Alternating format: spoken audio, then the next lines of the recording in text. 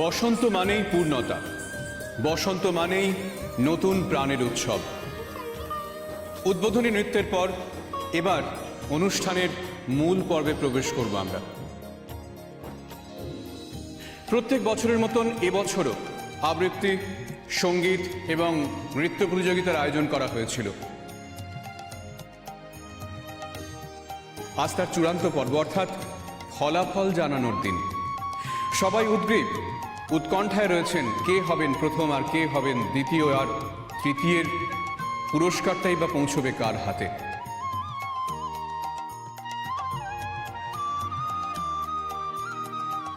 এই কি জোরে জোরে হাততালি দেবে? হ্যাঁ, কেউ কোথাও নেই, স্টেজের উপর জোরে জোরে হাততালি দেবো? আরে বাবা আসুক না, একবার নামটা খালি অ্যানাউন্স করতে দাও। খালি হাততালি না, জোরে জোরে চিৎকার করার নাম বলবো। বলছি ওইদিকে তো রোহিণী ওরা বসে আছে, আর আমাদের যশ, ওই মেয়েটা কোথায়? কি জানি আছে বোধহয় কোথাও একটা। ও তো এখন আর মুখ লুকোনোর জায়গা খুঁজে পাবে না। রোহিণীর সঙ্গে ও নাকি ডান্স কম্পিটিশনের পাঙ্গা দিতে গেছে, আর ভাবো। তোমরা কি বলছো বলো তো তখন থেকে? ওই কি বলছো? ওই যে ঘোষক অ্যানাউন্স করছে না ওই নাচের প্রতিযোগিতার নাম, ওদিকে তো যশ রোহিণীও এসে গেছে। এই নিয়ে একটু কথা বলছিলাম আর কি। জানো মহুয়া, আমার না ছোট থেকে সত্যি ডান্সার হওয়ার খুব ইচ্ছে ছিল, সেটা হতে পারিনি। ছেলের বউ যদি হয়, মানে আমি জানতাম না যে ও ছোটবেলা থেকে নাচ শিখেছে। ও ডাক্তার মেয়েকে বিয়ে করেছে, কিন্তু যদি পুরস্কারটা আজকে পায় তাহলে কিন্তু আমি সত্যিই খুব খুশি হব। দাঁড়াও, আগে থেকে তো লাফিও না, আগে নামটা ঘোষণা করুক। সবাই ধরেই নিয়েছে যে রোহিণী পুরস্কারটা পাবে। আমি ঈশ্বরের কাছে প্রার্থনা করব যেন ব্যাপারটা উল্টো হয়। উল্টো মানে? উল্টো মানে আমি চাইবো প্রাইজটা যেন শবনম পায়, তাহলে খুব খুশি হব আমি। আমিও ঈশ্বরের কাছে ওটাই প্রার্থনা করি।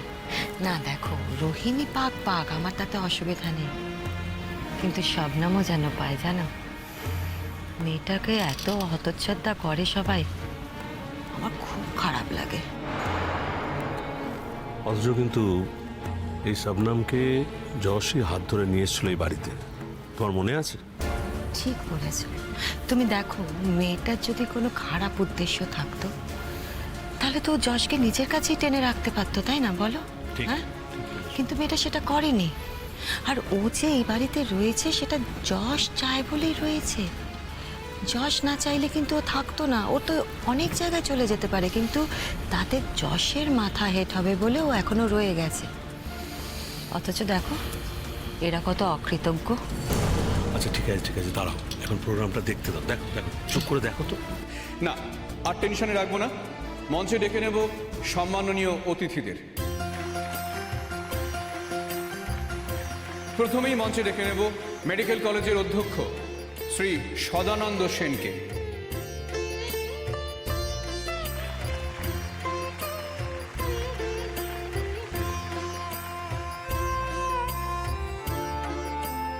এবার মঞ্চে আহ্বান জানাবো নৃত্যগুরু কোহিনূর সেন বরাটকে।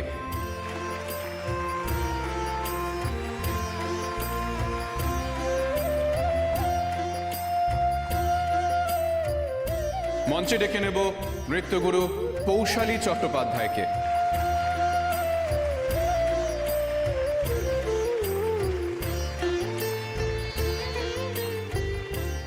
কলেজের তরফে অতিথিদের বরণ করে নেওয়ার জন্য মঞ্চে ডেকে নেব কলেজের ছাত্রী আনন্দী বসুকে।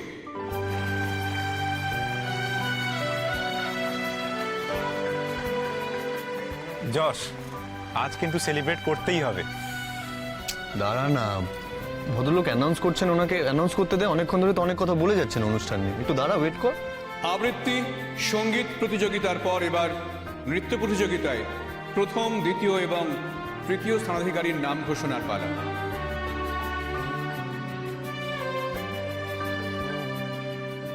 উৎকণ্ঠায় অনেকেই, কে হবেন প্রথম, কে হবেন দ্বিতীয় এবং কে হবেন তৃতীয়। কি রে রোহিণী, তুই কিছু খাওয়াবো। খাওয়াবো, আমি অবশ্যই খাওয়াবো, সেলিব্রেশন হবে, আগে অ্যানাউন্সটা তো করুক। আচ্ছা, তোর কি কোনো সন্দেহ আছে যে তুই প্রাইজটা পাবি না?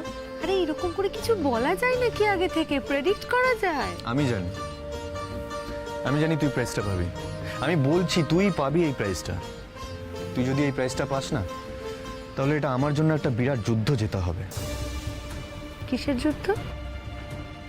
একজন ভেবে রেখেছে যে ওই এই প্রাইজটা পাবে, ও জিতবে, আর সেই কারণে ও তোর সাথে লড়াই করতে নেমেছে। ওকে বুঝিয়ে দিতে হবে না যে এটা একটা অসম লড়াই। প্রথম না থাক, তৃতীয় থেকে শুরু করি। তৃতীয় হয়েছেন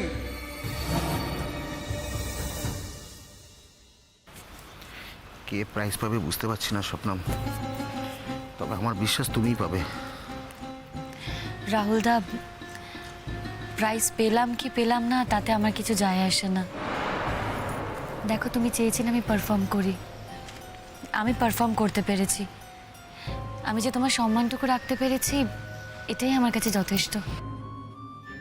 আমি চাই প্রাইজটা তুমিই পাও শবনম, আর এরা সবাই মিলে দেখুক, তাহলেই আমার জয়টা হবে। দেখো, আমি যদি দেখতাম যে তুমি ভালো নাচনি, তুমি প্রাইজ পাওয়ার যোগ্য না, তাহলে কথাগুলো বলতাম না। আর একটা কথা, আজ এই বসন্ত উৎসবে একটা মেয়ে আসার কথা কিন্তু ছিল, মেয়েটা কিন্তু এখনো আসেনি। রাহুল দা, ব্যাপারটা কি বলো তো? আমাকে ফোন করে বলে শাড়ি পরে আসতে, আরেকজন আসেনি। আমার না কিরকম যেন একটা গন্ডগোল ঠেকছে। ঠিকই ধরেছ, একটা গন্ডগোল করেছে। আমি অনন্যাকে ফোন করে বলেছি তুই আজকে ড্রপ দিয়ে দে, তুই আজকে নাচতে আসবি না, ওর জায়গায় তুমি নাচবে। কেন? এটা কেন করলে তুমি? ওদেরকে বুঝিয়ে দিতে হবে স্বপ্নম, রোহিণীকে বুঝিয়ে দিতে হবে যে ওর চাইতে তুমি কোনো অংশে কম নাও। দেখো, দরিদ্র মানুষের অপরাধ নয় স্বপ্নম, যার ট্যালেন্ট আছে তার আছে, টাকা দিয়ে সবাইকে কেনা যায় না স্বপ্নম। দেখো, শুধু শুধু অশান্তি বাড়বে। বারুক, আমি বুঝে নেবো বললাম তো। একটু পরে অনন্যা ফোন করবে ওদের, বলবে যে ও আসতে পারছে না, ওর জ্বর হয়েছে, ও নাচতে পারবে না, বুঝছো? কিন্তু ওদের তো পারফর্ম করতেই হবে, ওরা তো ফেস লস করতে পারবে না। সাবস্টিটিউট কাউকে চাই। আমার দলের ছেলেরা বলবে যে শবনম নাচবে, কেমন? আমার সব সেট করা আছে, ঠিক আছে? কিন্তু সময় কোথায় পাবো? মানে প্রাইজ ডিস্ট্রিবিউশনের পরেই তো। তুমি একটা কাজ করবে, প্রাইজ ডিস্ট্রিবিউশনের পরেই সোজা চলে যাবে গ্রিন রুমে, ঠিক আছে? তোমাকে কিচ্ছু চিন্তা করতে হবে না, সব চিন্তা আমার, ঠিক আছে? এটা কি একদম ঠিক হবে। যশকে বুঝিয়ে দিতে হবে যে তুমি একা নও, শবনমকে টেকেন ফর গ্রান্টেড করা যায় না, শবনমের কথা ভাবার জন্য আরো কেউ আছে। তৃতীয় হয়েছেন নীল পাখি বসু, তাকে মঞ্চে আসতে আহ্বান জানাচ্ছি।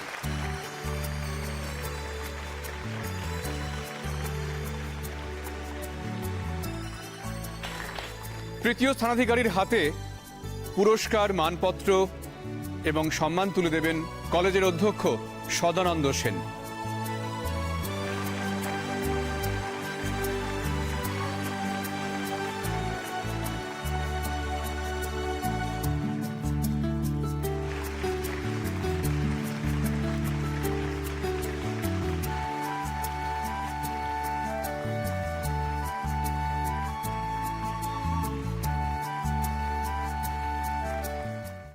এবারে দ্বিতীয় স্থানাধিকারীর নাম ঘোষণার পালা। কে হতে পারে বলুন তো? না, আর ধোঁয়াশায় রাখবো না, বলেই দিই। দ্বিতীয় স্থানাধিকারীর নাম উর্মি বসু।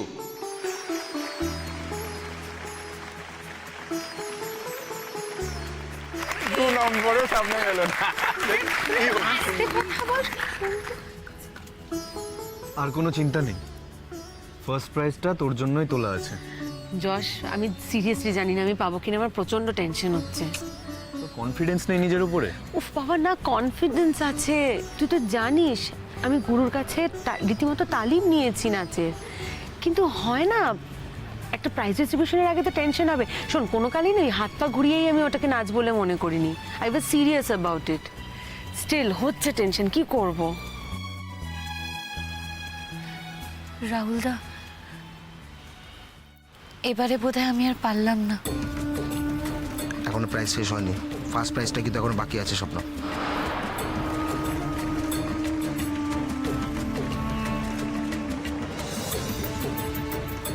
উর্মি বসুর হাতে স্মারক, মানপত্র, পুষ্পস্তবক এবং উত্তরীয় দিয়ে তাকে বরণ করে নেবেন নৃত্যগুরু পৌশালী চট্টোপাধ্যায়।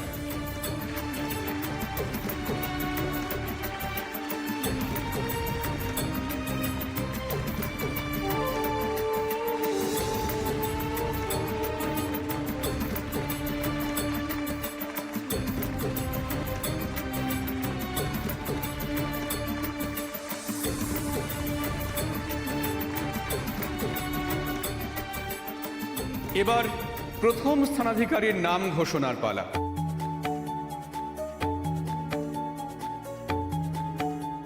যে কোনো প্রতিযোগিতায় যে স্থানটি দখল করার জন্য লড়াই করেন সবাই, স্বভাবতই সেই স্থানকে ঘিরে উৎকণ্ঠা সবার মধ্যে একটু বেশি। অনেকের মধ্যে অনেকগুলো নাম নিশ্চয়ই ঘুরে ফিরে আসছে। দেখা যাক কার পছন্দের প্রতিযোগী প্রথম হন এই প্রতিযোগিতায়। প্রথম স্থানাধিকারীর নাম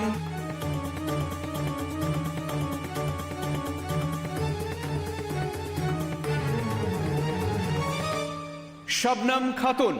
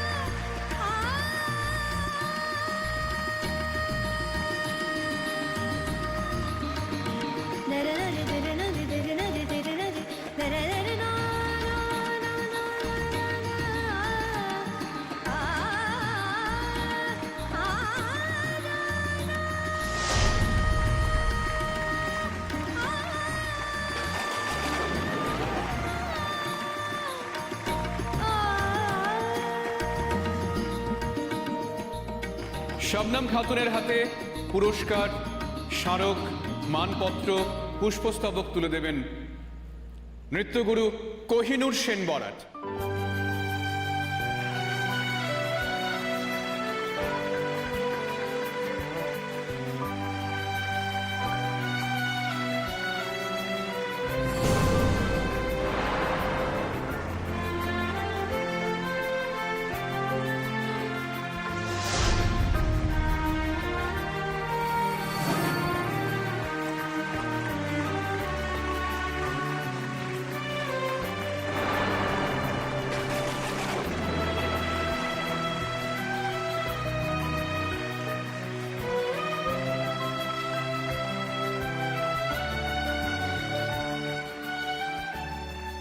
সবটা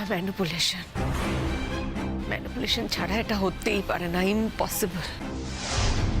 রাহুলদা, সবটা রাহুলদার জন্য, রাহুলদার কাজই সব। খুব আবেগঘন মুহূর্তের মধ্যে দিয়ে যাচ্ছি আমরা সবাই।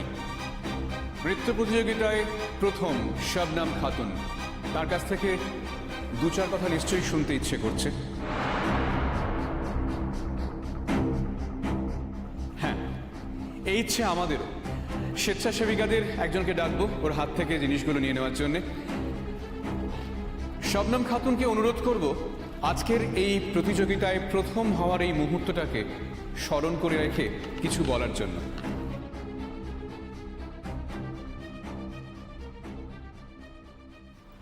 নমস্কার,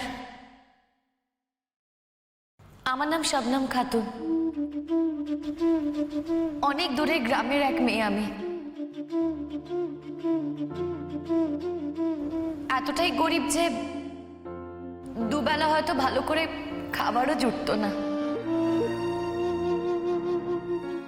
দেখো মহুয়া, দেখো ও যে গরিব সেই গরিবিয়ানাটাকে বিক্রি করছে, দেখো কিরকম। আরো কি কি বলে সেটাও দেখো। সেই বাড়িতে এত অভাব ছিল যে দুবেলা ভালো করে খাবারও জুটতো না,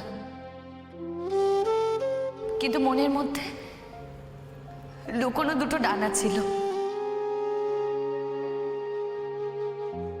যে লুকোনো ডানা আবিষ্কার করেছিল আমার রঞ্জা পিসি। আমাদের গ্রামের আমার রঞ্জা পিসি। ছোটবেলা থেকে রঞ্জা পিসির কাছেই আমি নাচ শিখেছি, গ্রামে ছোটখাটো অনুষ্ঠানে পারফর্মও করেছি, কিন্তু সবই রঞ্জা পিসির উৎসাহে। কিন্তু বিশ্বাস করুন, এত বড় একটা মঞ্চে নাচার সুযোগ পাবো সেটা আমি কোনোদিনও স্বপ্নেও ভাবিনি। এবং এটা সম্ভব হয়েছে শুধুমাত্র এই কলেজের এক সিনিয়র দাদা রাহুল দার জন্য।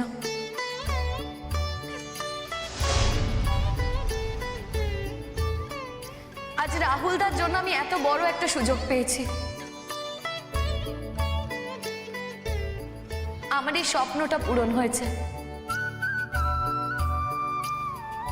আমি আমি পুরস্কার পাবো এটা আমি দুঃস্বপ্নেও কোনোদিনও ভাবিনি, কিন্তু এখন যখন পুরস্কারটা পেয়েছি পুরোটাই না আমার স্বপ্ন মনে হচ্ছে। হ্যাঁ, আমি আবার বলছি, রঞ্জা পিসি ছাড়া আমি কারোর কাছে কোনোদিনও নাচ শিখিনি। নাচের নিয়ম কি আমি জানি না। অনেকেই বলে হাত পা ঘোরালেই নাচ হয় নাকি। আমিও তাই মনে করি, হাত পা ঘোরালেই নাচ হয় না। কিন্তু জানেন তো, ছোটবেলা থেকে আমার মনের দুঃখ, মনের কষ্ট, মনের আনন্দ সবকিছু আমি প্রকাশ করতে পেরেছি শুধুমাত্র এই নাচ দিয়েই। আমি আমার অভিব্যক্তি ফুটিয়ে তুলতে পেরেছি শুধুমাত্র এই নাচের মধ্যে দিয়েই। আর আমি অবশ্যই ধন্যবাদ জানাতে চাই যশদা এবং যশদার পরিবারকে।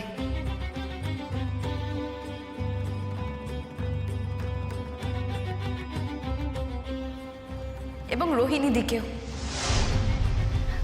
আপনারা নিশ্চয়ই সবাই যশদা রোহিণী দিকে চেনেন। এখানকার উজ্জ্বল নক্ষত্র। ওরা আজকে আমাকে বাধা না দিলে হয়তো আমি আজকে সফলতাটা পেতাম না।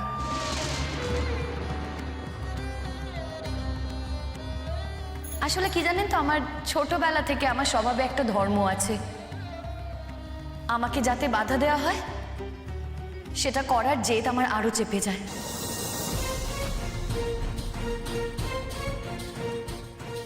আর তেমনি আমাকে নাচের কম্পিটিশনে পারফর্ম করতে বাধা দেওয়া হয়েছিল।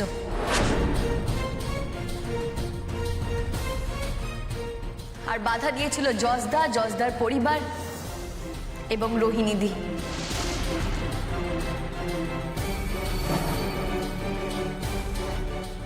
ভাগ্যিস ওরা আমাকে বাধা দিয়েছিল,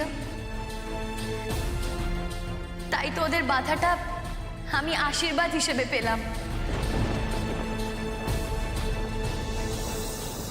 তাই আজ সবার সামনে আমি ওদেরকে হাত জোড় করে প্রণাম জানাতে চাই।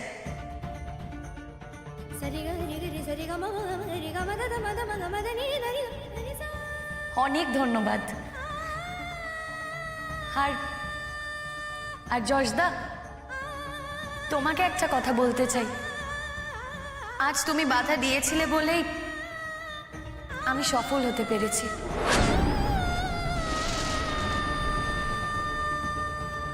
আমাকে সারা জীবন এইভাবেই সফলতার দিকে এগিয়ে দিও।